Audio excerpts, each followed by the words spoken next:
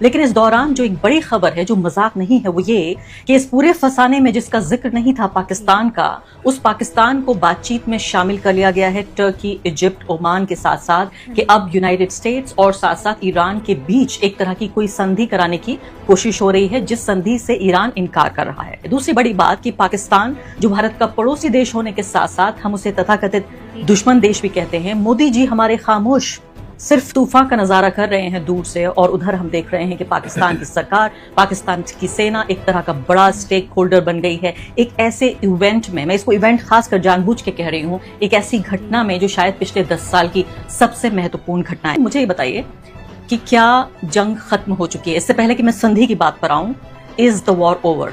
देखिए, एक बहुत बड़ी फेज खत्म हो चुकी है लड़ाई की, और उस फेज में सीधी जीत ईरान की हुई है।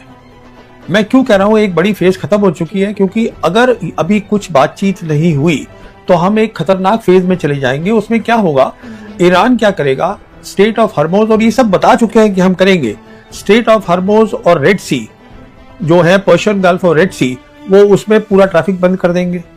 फिर जो हुतीज हैं, वो जो अंडर सी केबल्स जाती है इंटरनेट की, वो स्टेट ऑफ हर्मोज से जाती है। 30% वर्ल्ड की इंटरनेट केबल वहां से जाती है, जो इंटरनेट प्रोवाइड करती है मिडल ईस्ट को, कुछ पोर्शंस है साउथ एशिया के और कुछ पोर्शंस है यूरोप को, तो वो उसको काट सकती है। हमारा देश भी शामिल है उसमें? तो उसमें नहीं, हमारे देश में थोड़ा अलग है, हिसाब किताब रखा हुआ हमने, तो वो उसको भी काट सकती है, वो निकल जाएगा। तो आप समझ लीजिए कि वो सारी जो सब कुछ आजकल इंटरनेट पे होता है, बिजनेस, फाइनेंसेस, सब खत्म हो जाएगा।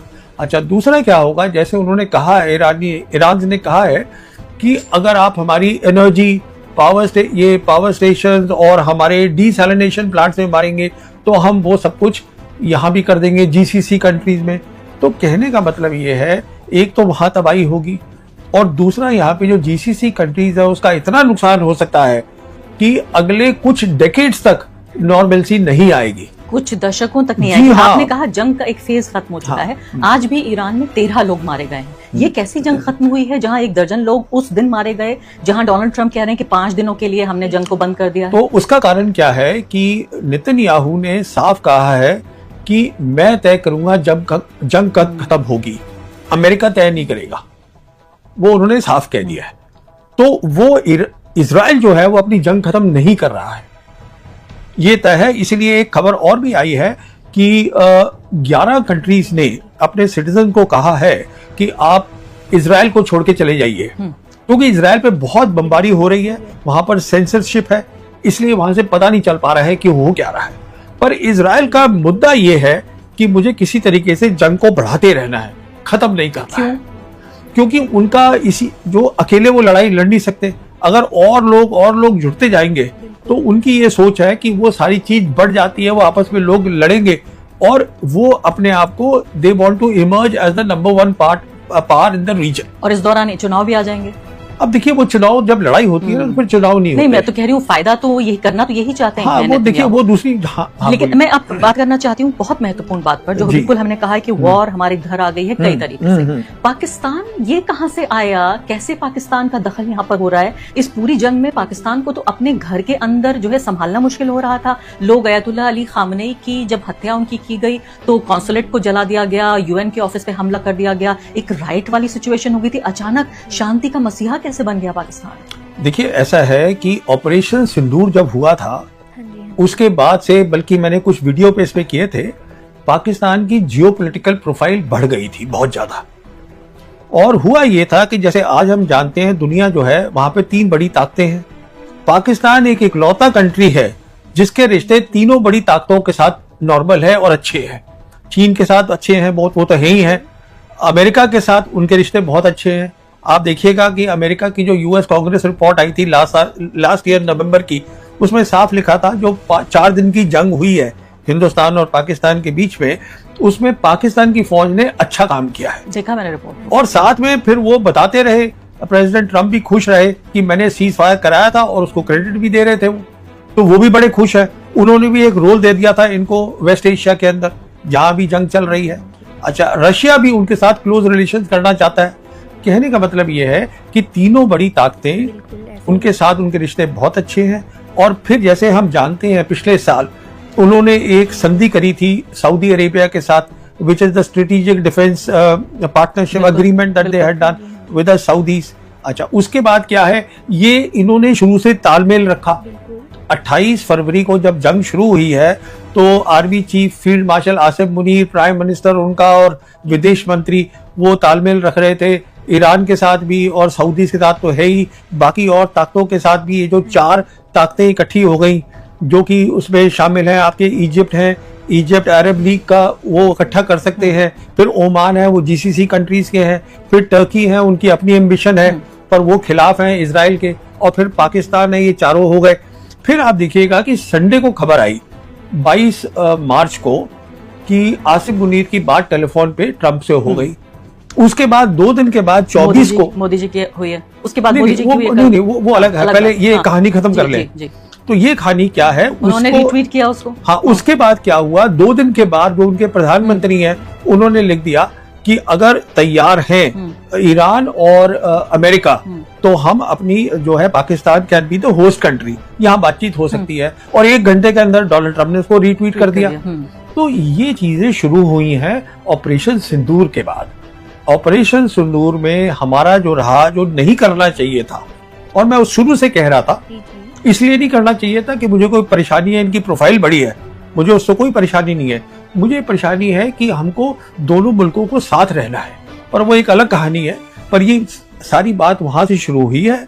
अच्छा, फिर एक तो उनकी तीनों बड़ी ताकतों के साथ रिश्ता अच्छा है, साथ में क्या है, सिक्योरिटी की बात है कि अगर ईरान की टीम आती है नेगोशिएशन के लिए तो वो कहीं जिनीवा तो जा नहीं सकती, ये लैंड बॉर्डर है, यहां से गए अपना पहुंच गए पाकिस्तान और ईरान का एक वो भी मिलता है कनेक्शन, बॉर्डर भी मिलता है। तो कहने का मतलब ये है कि ये बेस्ट जगह थी दोनों लिहाज से, अगर आप देखिए। जी हाँ, और मलेशिया के प्रधानमंत्री ने भी बाकायदा उनको कोट ट्वीट करते हुए कहा है कि भाई हमने उनके प्रधानमंत्री का बयान सुना है और मैं इसको सपोर्ट करता हूँ। तो ऐसा लगता है मुझे कि एक तरह से मुस्लिम वर्ल्ड पाकिस्तान को बहुत अहमियत दे रहा है। तो ये बताइए कि ऑपरेशन सिंदूर से ईरान की जंग का क्या लेना देना।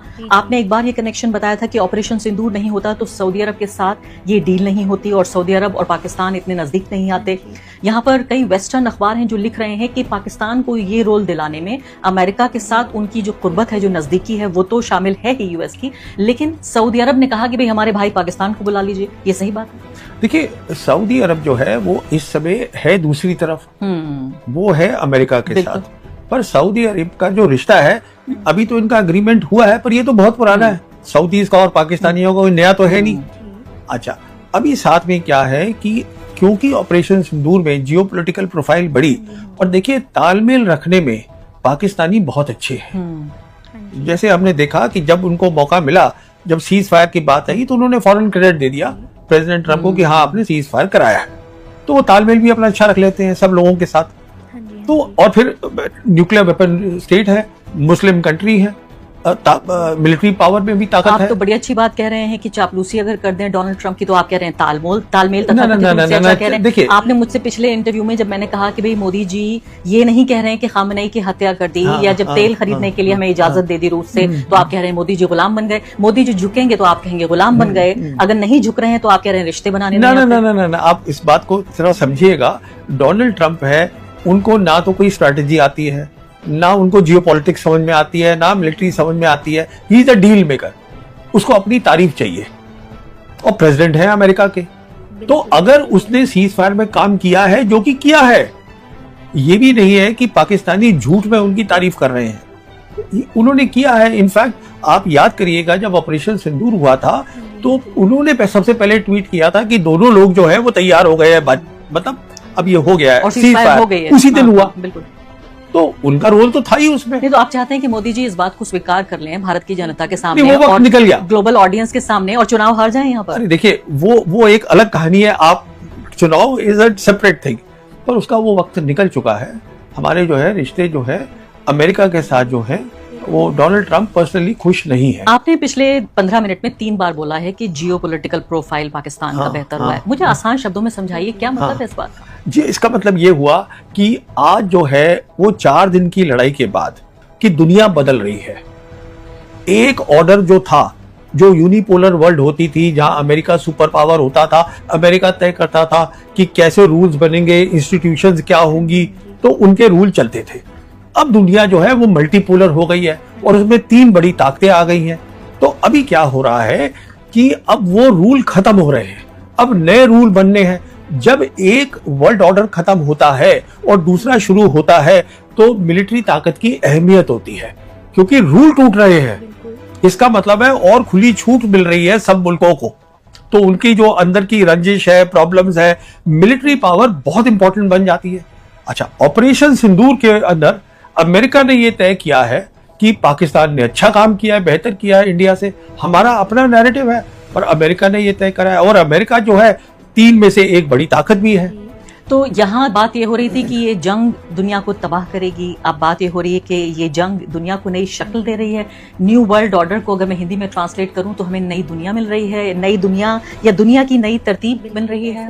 देखिए, एक बहुत बड़ी चीज हो रही है अभी यहाँ पे। क्या हो रहा है कि एक जो डिमांड है जिसपे वो बिल्कुल अटल है ईरानी, वो ये है कि आप अपनी यहाँ से बेसिस हटाइए।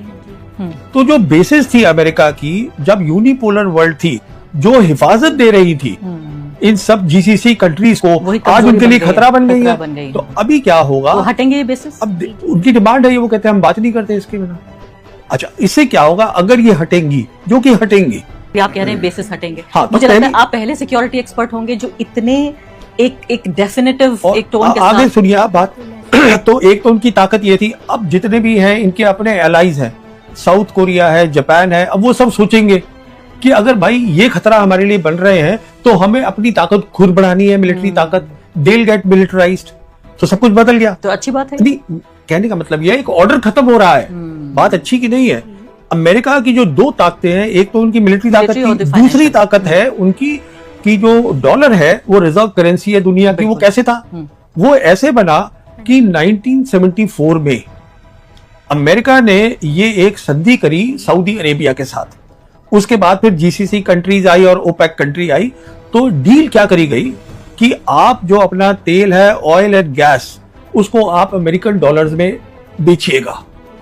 ये डील हो गई और हम उसके बदले में आपको सिक्योरिटी देंगे। वो भी खुश कि हाँ ठीक है, ये हो गया। उसको हम पेट्रो डॉलर बोलते हैं। पेट्रो डॉलर क्यों बोलते हैं कि अगर सारी दुनिया को आज जो है स्टेट ऑफ हॉर्मुज़ से 20% ऑयल दुनिया का वहां से निकल रहा है, सबको तेल चाहिए वहां जीसीसी कंट्रीज का, इसका मतलब उनके पास डॉलर होने चाहिए। अगर डॉलर रखेंगे, वो डॉलर रखते थे, अब वो रिजर्व करेंसी बन गई। अगर वो टूटती है आज, और वो कैसे टूट रही है, जैसे कि अब ईरानियन ये कह रहे हैं कि हम सबसे पहले हम ये चाहते हैं कि अब वो पेट्रो डॉलर की जगह पेट्रो युआन हो। Yuan, right. जो उनकी 2 स्ट्रेंथ्स हैं वो दोनों टूट रही हैं, डॉलर और military power. Dollar as the reserve currency, और उनकी जो अपनी नेशनल डेट है, जो उनका अपना कर्जा है, वो $40 ट्रिलियन का है। और वो तभी हो सकता है, उसको बैलेंस करा जा सकता है। जबकि क्या हो रहा था कि जब पेट्रो डॉलर में ये सऊदी और ये सब जीसीसी बेच रहे थे, जो इनका सरप्लस पैसा होता था, वो भी अमेरिका ने कहा कि तुम हमारे ट्रेजरी बॉन्ड्स में इन्वेस्ट करो। तो मैं जरा सी देर में नए वर्ल्ड ऑर्डर पे आती हूँ, लेकिन उससे पहले मैं ये पूछना चाहती हूँ कि अभी जो संधि की बात हो रही है, जिसमें पाकिस्तान तथाकथित रूप से हीरो बनने की कोशिश कर रहा है, इंसाफ का, शांति का वो मसीहा, जिसे हम ये कहते हैं कि भाई ये तो टेररिस्तान है, हमें जो है टेररिज्म का प्रायोजक है, भारत में टेररिस्ट भेजता है, ये तमाम चीजें हम कहते रहे। और हम चाहते थे सिंदूर के बाद कि पाकिस्तान को अलग थलग कर दिया जाए, पाकिस्तान को दुनिया में आइसोलेट किया जाए। हमने पूरा जत्था भेजा मेंबर ऑफ पार्लियामेंट्स का, पूरी दुनिया में लोगों को भेजा और ये कन्विंस करने की कोशिश की कि पाकिस्तान एक खराब मुल्क है। वो सब तो हमारे सामने काम नहीं आ रहा है। मुझे ये बताइए फिलहाल कि जब ये संधि तैयार ही नहीं हो रहा है ईरान, तो फिर क्या बातचीत हो रही है? देखिए, ऐसा होता है कि आपको ये भी पता चला होगा, जो रिपोर्ट आई है कि अमेरिका ने कहा है अब बात करने के लिए तैयार है और हमारा 15 पॉइंट का पीस प्लान है। अरे भाई, जो जीती हुई होती है साइड, वो बताएगी कि मेरा प्लान क्या है, कि जो चाहती है कि अच्छा आप सोचिए अमेरिका आज क्यों चाहता है बात करना, क्योंकि अमेरिका को लग रहा है, समझ में आ गया है कि आप ईरान को नहीं हरा सकते। ये समझ में आ गया उनके, इसलिए वो यहां से निकलना चाहते हैं। ये कब हुआ था आखिरी बार इतिहास में कि वेस्ट एशिया में एक मुल्क इतना ताकतवर हो गया कि उसने दुनिया के सबसे ताकतवर, क्योंकि इजराइल को नहीं हराया, यहाँ यूनाइटेड स्टेट्स ऑफ अमेरिका को हराया है। आप मुझे बताइए कि ये कब हुआ था इतिहास में और आप इसको कितनी बड़ी घटना मानते हैं? तो ऐसा है, ये पहले हो भी नहीं सकता था और उसका कारण ये है, जैसे मैं आपसे कह रहा हूं, आज 3 बड़ी शक्तियां हैं, एक नहीं है। पहले ऐसे कभी नहीं हुआ कि 3 शक्तियां हो, और जो 2 शक्तियां हैं बड़ी, चाइना और रशिया, एक तो इनकी खुद की काबिलियत है ईरानीज की, बड़े अक्लमंद लोग हैं, इन्होंने 20 साल की तैयारी करी है, अंडरग्राउंड टनल्स बनाए हैं, दिमाग है और साथ में मदद आई है। तो जब मल्टीपोलर वर्ल्ड नहीं होती तो शायद ये नहीं होता। मेन चीज क्या है कि देखिए, जो डिस्टेंस है ईरान का और इजराइल का, वो 1000 किलोमीटर है। अब 1000 किलोमीटर पे अगर आप ड्रोन भेज रहे हैं और वो स्लो स्पीड पे जा रहे हैं तो वो उसको जैम कर सकते हैं, पर वो नहीं कर पा रहे हैं। उसका कारण क्या है कि चाइनीज की मदद आ रही है। चाइनीज के जो सैटेलाइट्स हैं, एक तो वो उसको गाइड कर रहे हैं ड्रोन्स को, और जो जिसको हम कहते हैं जैमिंग कैपेबिलिटी, जिसको इलेक्ट्रॉनिक वॉरफेयर कहते हैं, जो ग्राउंड की इलेक्ट्रॉनिक वॉरफेयर है अमेरिका की और इजराइल की, जो इजराइल में लगी है, उससे ज्यादा शक्तिशाली उनके सैटेलाइट्स हैं, वो उसको जैम नहीं होने दे रहे। बड़ी शानदार बात आप बता रहे हैं। तो क्या ये कुछ ऐसा ही है जैसा हमने सिंदूर के वक्त सुना था? मुझे ऐसा लगता है कि ये कहानी मैं सुन चुकी हूँ। तो आप बिल्कुल सही कह रही हैं, आप ये कहानी सुन चुकी हैं। और मैं इसका एक नतीजा और बता दूं आपको। जो आपने कहानी सुनी है वो ये थी कि जो चाइना है, सिंदूर के टाइम पे बिना लड़ाई लड़े हुए खुद अपनी कैपेबिलिटीज के बुत्ते पर उसने अपनी मिलिट्री डोमिनेंस बना ली थी साउथ एशिया में। लड़ाई लड़ा था पाकिस्तान। सिमिलरली अब वेस्ट एशिया में बिना लड़ाई लड़े हुए लड़ाई लड़ रहा है ईरान, पर डोमिनेंस जो है मिलिट्री की वो चाइना की बनेगी। देखिए, ये सब नई नई चीजें हो रही हैं दुनिया में, पहली बार, जो कभी नहीं हुई। सोचा था आपने कभी ऐसा? खैर, सोचा तो था मैंने, पर कभी सोचा नहीं था कि इतनी जल्दी होगा। ये नहीं सोचा था। तो अब इस पूरी जंग में मैं वापस लौटती हूँ फिर संधि की बात पर कि भाई अमेरिका कह रहा है कि हमें ये 15 चीजें चाहिए, लेकिन ईरान ने जो शर्तें रखी हैं वो तो जिस वर्ल्ड ऑर्डर पे मैंने आपसे कहा कि होल्ड योर थॉट, वो पूरा वर्ल्ड ऑर्डर ही बदल देगा। कह रहे हैं कि कभी हमारे ऊपर जंग नहीं होगी, हमारे नुकसान की सारी भरपाई होगी। ऐसा लगता है कि अमेरिकी फौजी जैसे ईरान आके सरेंडर कर रहे हो। देखिए, ईरान बहुत मजबूत स्थिति में है और 3 बड़ी जो उसकी शर्तें हैं उनके बारे में सोचिए। एक शर्त उनकी ये है कि हमारे पास कंट्रोल होगा स्ट्रेट ऑफ हॉर्मुज का। जहां पर आज फ्रीडम ऑफ नेविगेशन होती है वो वहां कंट्रोल चाहते हैं। पहली बात, बहुत बड़ी बात है। इसका मतलब है पूरा ऑयल क्या है, क्या नहीं होगा, किसी को रोकना हो, कुछ होगा वो कर लेंगे, टोल टैक्स लगाएंगे वहां पर। दूसरा, वो क्या चाहते हैं कि जितनी भी अमेरिका की मिलिट्री बेसेस है, जो सिक्योरिटी दे रही थी जीसीसी कंट्रीज को, आप उसको वहां से हटा दीजिए। कोई 70,000 फौज है। अगर वो 70,000 फौज हट जाएगी, एक तो मैंने उसका बताया क्या नतीजा होगा कि बाकी लोग भी सोचेंगे जिनके पास बेसेस है, साथ में ये जीसीसी कंट्रीज है, तो इनको जो है फिर अब ईरान के साथ कलेक्टिव सिक्योरिटी करनी पड़ेगी। तो वो सारी कुछ चीज बदल गई। Iran will become the dominant power in Asia. तीसरी उनकी बड़ी शर्त क्या है कि जो हमारे प्रॉक्सीज है, like Hezbollah is there, Houthis are there, इनको आप कुछ नहीं कर सकते। इन 3 चीजों से तभी मैं कह रहा हूं कि पूरा जो वर्ल्ड ऑर्डर है वो यहां बदल रहा है, क्योंकि अमेरिका की शिकस्त होना इतनी बड़ी बात है जो यूक्रेन में हो ही नहीं सकती थी। इसको आप समझिए, आपके दर्शकों के लिए बता रहा हूं। आप ये कह रहे हैं कि पूरा वेस्ट एशिया बदल रहा है, अमेरिका का जो इक्वेशन है पूरी दुनिया के साथ वो बदल रहा है, और मुझे तो लग रहा है साउथ एशिया भी बदल रहा है। तो अब उसके साथ साथ सबसे बड़ी बात क्या हो रही है कि जब ये सब कुछ होगा, ये दोनों अमेरिका का जो है इकोनॉमिक जो है पकड़ है, मिलिट्री पकड़ है, वो कमजोर होगी। इसका मतलब जो आज हमारा ऑर्डर है वो जल्दी खत्म हो जाएगा और नया ऑर्डर जो है वो जल्दी आ जाएगा। नया ऑर्डर में कौन है? नया ऑर्डर में है सब ग्लोबल साउथ कंट्रीज, और उसके साथ कौन मिला हुआ है? 2 बड़ी शक्तियां, चीन है और रशिया है। और इंडिया उसमें कंट्रीब्यूट कर सकता था, पर हम करना नहीं चाहते। मैं इंडिया पे आ जाती हूँ। अब ये देखिए, बहुत महत्वपूर्ण बात है और बहुत कम लोग ऐसे हैं जो साफगोई से बात कर पाएंगे इस बारे में। क्या आप बताइए कि हम वाकई हम नहीं देख पाए, हम बेवकूफ बने? अगर सीधे सीधे बोल देती हूँ मैं कि इजराइल चले गए मोदी जी, और इजराइल जाने ठीक जंग से पहले, यानी वो लौटे हैं और कुछ घंटे बाद ही अटैक हो गया। क्या देख नहीं पाए मोदी जी? क्योंकि खबरें तो यहाँ तक छप रही हैं कि बाकायदा जो यूएस के एम्बेसडर हैं उन्होंने बोला मोदी जी को कि जाइए इजराइल। कुछ मजबूरियां रही होंगी, अब हमें क्या मालूम क्या है, इसका तो मैं नहीं जानता हूँ। पर ये बात बिल्कुल तय है, लग रहा है कि आप जानते हैं कुछ जो बता नहीं रहे हैं। ये बात बिल्कुल तय है कि आंख खोल के काम किया गया है, और आंख खोल के हमने ये तय करा है कि हमें अमेरिका